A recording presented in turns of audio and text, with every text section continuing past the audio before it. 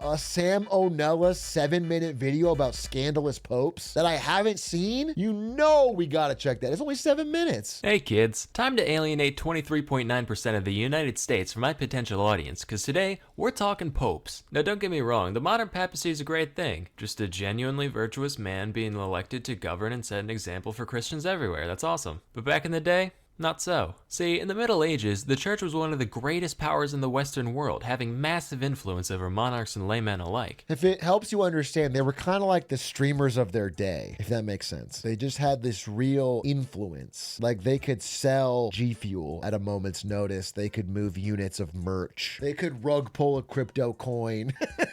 This is the kind of thing. This is the kind of thing. And they could also, yeah, they could save your eternal soul, which is what a streamer does nowadays. Nowadays, if you're someone who wants eternal salvation, you don't turn to the church, you turn to your local streamer because they can offer you that salvation. Bless you, be healed. All of you are forgiven for your sins. Psh, done. I just did it. Here's some of the less wholesome popes that history has to offer. Pope Stephen VI assumed the pontificate in May of 896, during a time of great instability for the papacy, where rulers and families of all different shapes and sizes were vying for influence over the Catholic Church. As such, successive popes from this period often had different ideas about how things should be run. I want to recreate, what were they called that Martin Luther protested? You have to pay a Prime sub to get saved. Indulgences. I'm going to recreate indulgences. I'm sorry, but like I don't have time to save everybody. So we're going to have to just save, there has to be a priority list. Poop City 5000. Be blessed. Thank you for the Prime. Gav Box. Thank you for the 30. May XQC's light be upon you. Solar Redux, thank you for the 23 months. 2-3, Michael Jordan's number. You will be blessed by God to be a great basketball player. The Lord provides, folks. The Lord provides. Wow, I can see why indulgences were so popular. I can see why indulgences were so popular, bro. This is fucking farms cash. God is, thank you for the 22 months. You have 2 twos, which means, unfortunately, you will only have 2 toes. You will lose most of your feet in an accident, but it will make you appreciate your fingers and your hands more. Okay, I think we've got them all. Robot CPD, thank you for the 26 months. You will have 2 6-shooters and defend a Western town from invaders, and you might die in the process, but you'll be a hero. So now we're here, and now we're ready, and now we're caught up, and the Lord is telling me he's tired. And the Lord actually told me that everyone who paid but didn't get a message is going to have the absolute best life ever.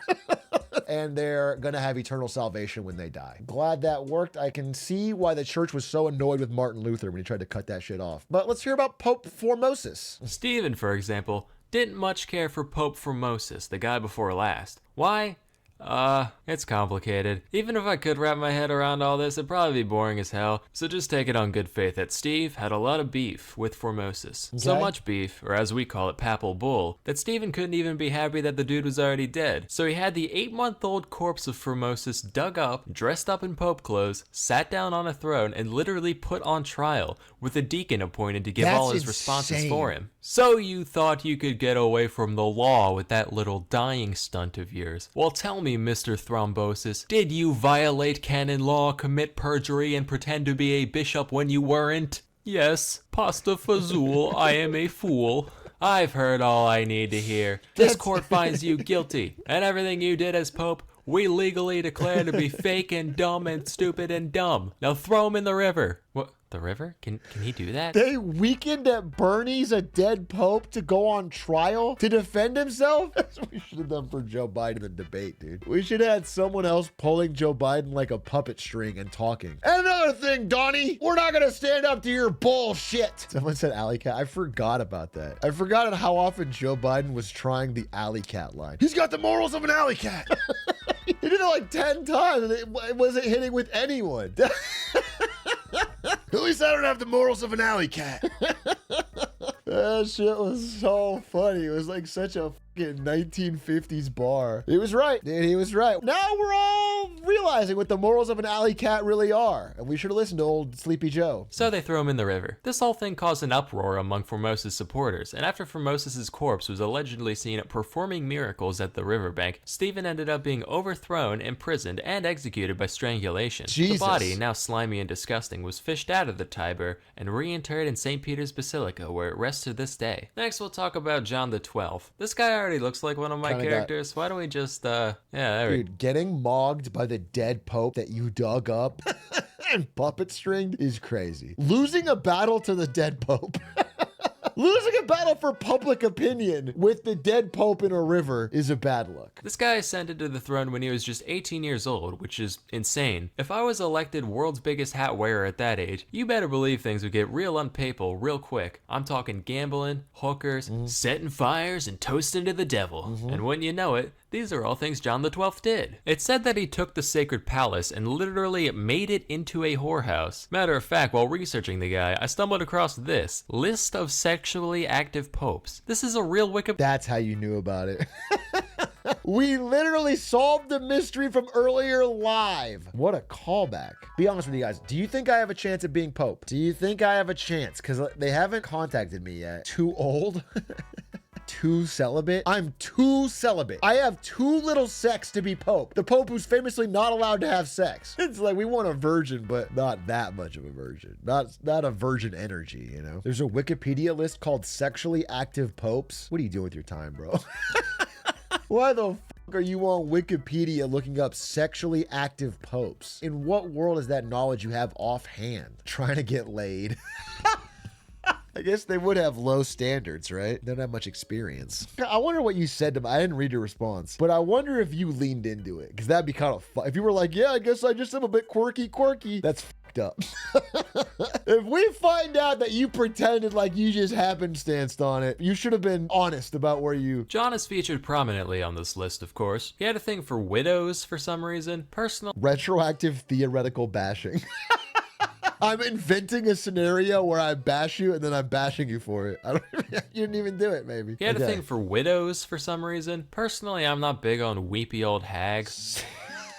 Here's a pro tip. If you ever meet a widow in real life, don't call her a weepy old hag. It doesn't have to be your thing, just not a appropriate way of discussing people. So this Pope is sexually active and was attracted to widows. I'm more of a carefree young hag type of guy, but to each their own. He also banged his niece a bunch, which not the most virtuous act, but you know, Middle Ages and bloodline, fucking whatever. His playboy lifestyle eventually caught up to him though, leading to the Synod of Rome, where everyone got together to talk about what a piece of shit he is so they could kick him off the throne. Besides all the deviancy, there was a lot of things they had problems with. For one, someone once offered John some money to ordain a 10-year-old as a bishop, and he was just like, alright, I would have done it for free, honestly. Look how big those robes are on him. That's hilarious. Totally unrelated. If you prime to me, I will make you a Catholic bishop right now in the Church of Streaming. Just totally unrelated, but that is on my abilities list. Grim, congratulations. You are now a bishop. What an honor and a privilege. He also liked going on hunting trips now and then, generally considered to be something popes don't do. Although my suspicion is that they were just tired of cleaning his big stupid camo hat every time. Probably his worst act though was putting on a helmet, followed closely in second by the time one of his subdeacons got on his nerves, so he literally cut off his dick and murdered him. So between all this and some conflicts with Otto I of the Holy Roman Empire, John was uncanonically ousted in 963. Except as soon as Otto left Rome, nobody was there to pressure him off physically. I haven't read the Bible cover to cover, but I'm not sure that Christ would smile upon cutting off another person's dick and balls and murdering them. He would say based. Again, I'm not an expert. I'm just going to ask ChatGPT real quick.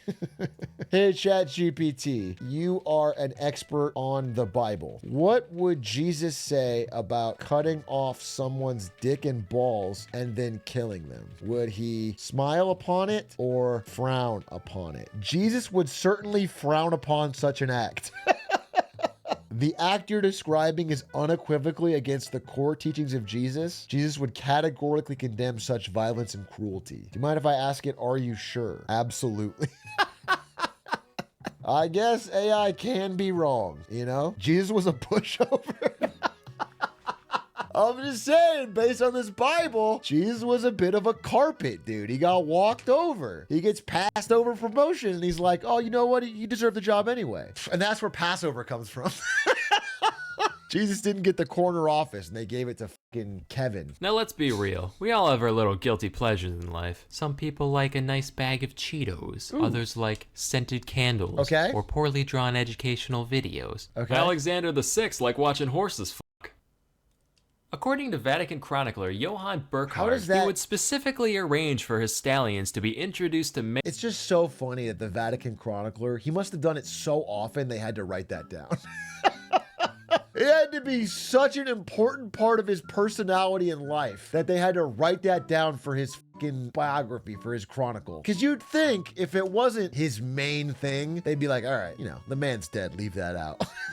It's probably best for everyone if you just leave that out. But it was like, we can't ignore it. So it was so core to his identity that if we leave it out, we're not even... He was the original my horny ass couldn't work in a zoo guy. Yes, he was. and he'd stand up on his balcony to watch him violently mate, which just tickled him pink for some fucking reason, and he'd laugh uproariously during the entire spectacle. He also once threw a party in the palace called the Banquet of Chestnuts, also referred to as the Joust of Whores. Wait a minute. Horse jousting, horses banging.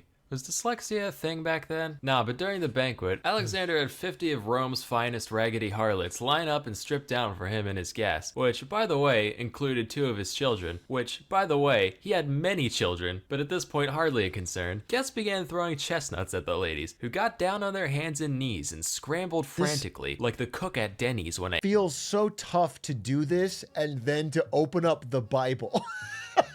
I feel like people around you could notice some discrepancies between your actions. After this went on for a while, Alexander was like, alright kiddos, game time. Whoever can bang the most broads before the night's over wins Rome's finest silks, and the only condition is that anybody who makes a joke about nutting on someone's chest gets disqualified.